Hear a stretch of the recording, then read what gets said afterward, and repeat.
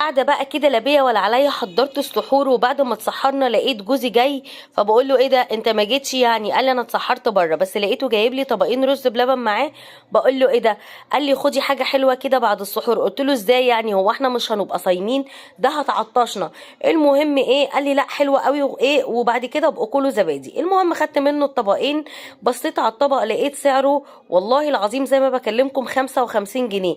انا شفت السعر من هنا ورحت مزعقه معاه، بقول له ليه يعني الطبق الصغير ده؟ عايزه اقول لكم الطبق قد حته الكيكايه دي ب 55 جنيه. ليه بقى؟ حاطين على طبق الرز بلبن معلقه قشطه صغيره وحته بسبوسه.